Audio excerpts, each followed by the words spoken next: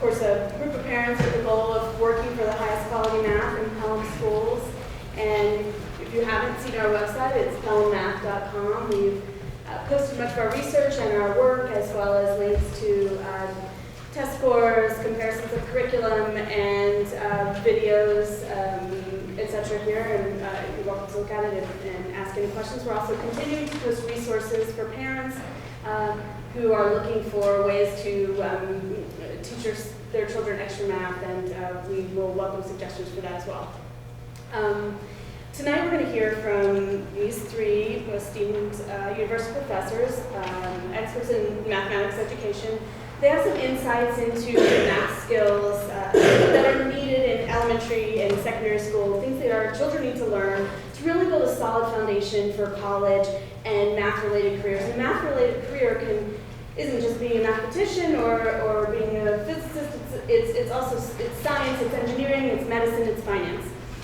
So let me introduce the three gentlemen you see here today. At the end we have Ethan Aiken. He's a professor of mathematics at CCNY. He received his PhD in math from Princeton.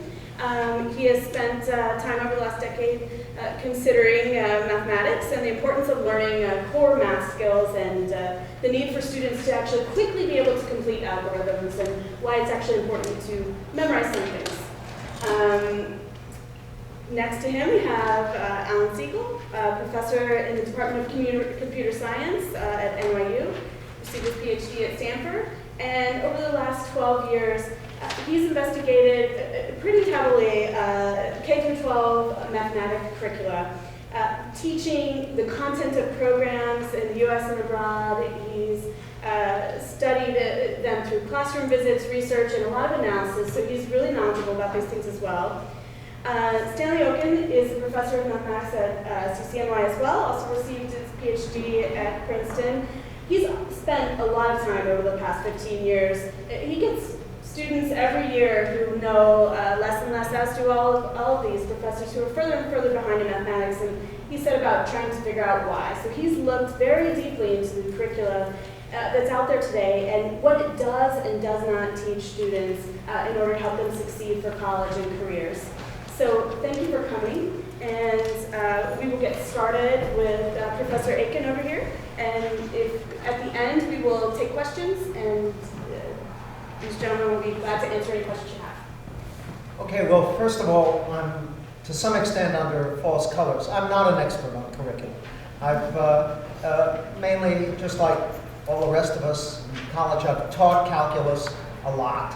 And the main difficulty that our students have is they're terrible at algebra. And it is that which causes a large number of them to drop out, to switch majors. It's just weak algebra background.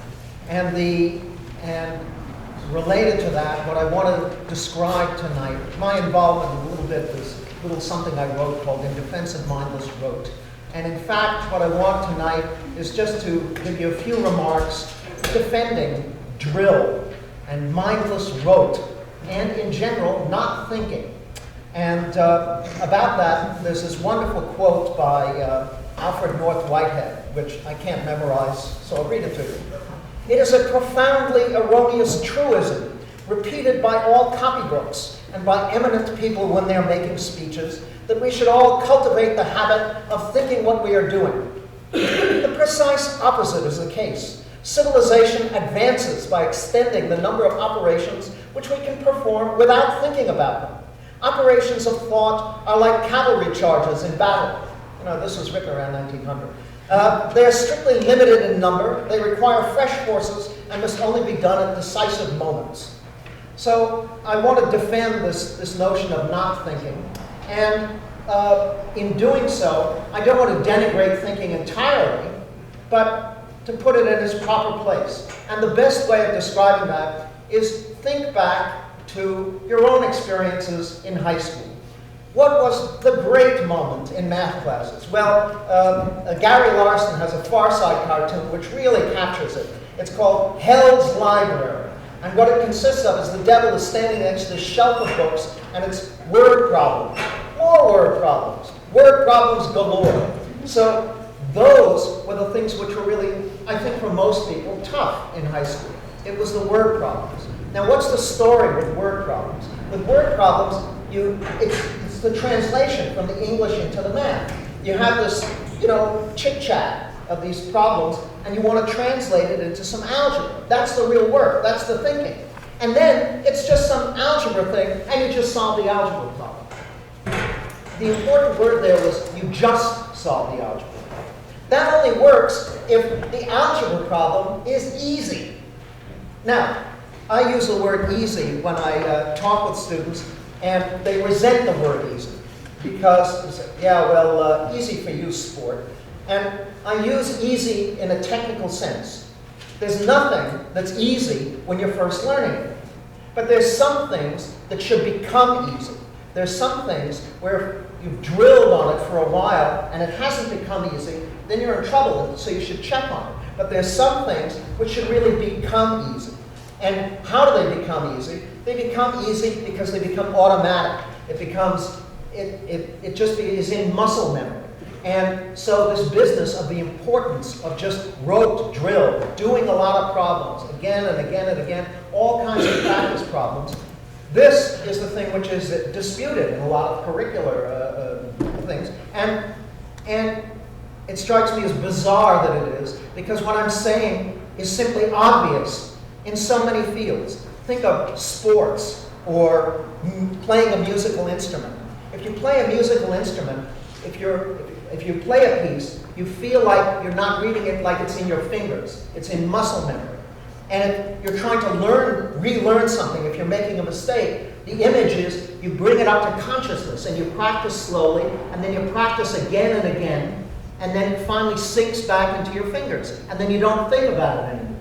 Now, the analogy with math stuff is algorithms, like long division, solving elementary algebra, two linear equations and two unknowns. Now, none of these are things which, if you haven't done it for a long time, you sort of forget how to do it. But if you've learned with a lot of drill, so that they're in there, again, it's like musical instruments.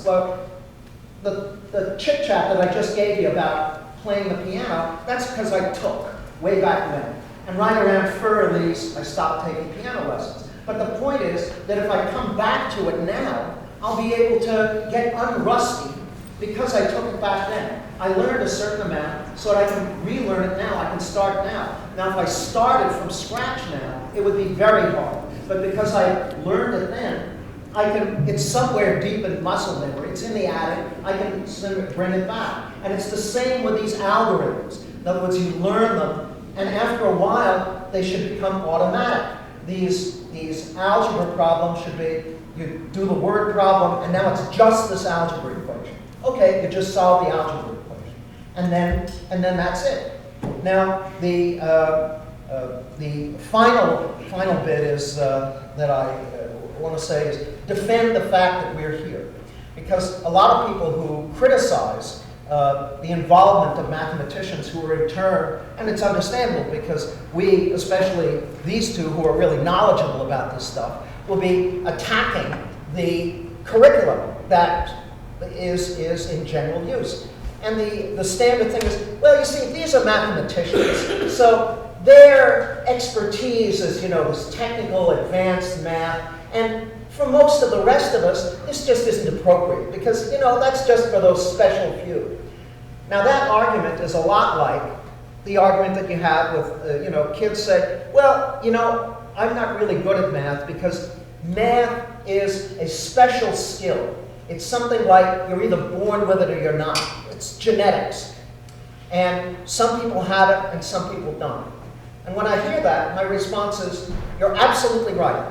That's completely true. If you're going to be a professional mathematician, it's a kind of skill that you have to be born with. You have to be a natural. But exactly the same is true of basketball. If you're going to be a professional basketball player, it's got to be something you're born with. Not everybody can be a professional basketball player. But anybody, if they're interested, can, sort of practice and after a while shoot hoops a little bit so that, they don't embarrass themselves and, can even enjoy it. Well, now with the math, it's not necessarily so enjoyable But the kind of math that we're talking about is something that anybody ought to learn. It's just a matter of, or ought to be able to learn. It's just a matter of sort of putting in this time, putting in this drill, and people just don't want to do it. And so that's really what I have to say is just this general importance of drill and practice. And like the old joke that probably all of you have heard, how do I get to Carnegie Hall? Practice, practice. And so that's really the story. Thank you.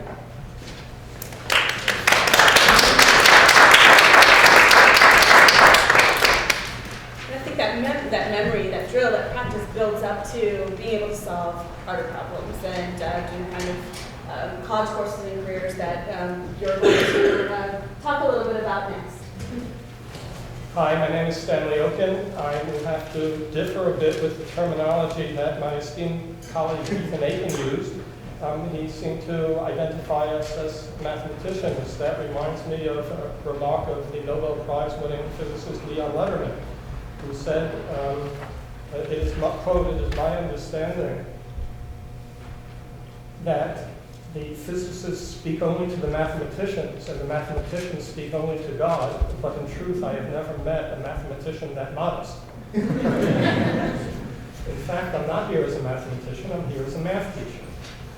And every semester at City College I make a point of teaching a first semester a pre-calculus course or a first semester calculus course, and it's obvious that the mathematics preparation of New York City high school graduates, I'll move on to Pelham in a minute, is a major concern of math departments. Last week I attended a New York City Council meeting that managed to last 5 hours, and the discussion was about, or the topic was, are New York City high school graduates prepared or college ready? And the Board of Education, which in fact in New York is called the DOE, the Department of Education, proudly presented all kinds of graphs and reported that they've been making great progress because in 6 years the percentage of college-ready high school graduates has increased from 16% to 24%. But that's a tremendous exaggeration because according to the definition that they use, every student at a senior college, such as my own, is college ready. But in fact, a survey done a few years ago showed that at a CUNY senior college showed that half of the students could not convert 3/8 to a decimal, and 60% could not divide 0.2 by 5. So in New York City, there's a very serious situation, and a very small percentage of students who can be honestly described as college ready. Now here in Pelham, I hope and assume that students on average are far more likely to be honestly college ready than they are in New York City. But math education in Pelham and in New York City share many points of contact and overlap. And that's because every district in the state, from New York's 1 million people to Pelham's 1 million students to Pelham's 2,800 students, guide their math curricula, use math curricula that are essentially defined by New York State standards and assessments. So I'd like to discuss with you how Pelham is exposed to the issues that confront math education in New York City, and what parents could and should be doing to make sure their children are well prepared for success in college mathematics when they get to that point. So I will begin with the following premise, that all parents of first graders want their children to at least have the option 12 years down the line to pursue programs such as science, engineering, medicine, finance, economics, business. And what these disciplines have in common is that they all have a prerequisite of a year of calculus. And that's a big cohort. It's a higher cohort in Pelham, but certainly more than 20% of students in American four-year colleges attempt first semester calculus.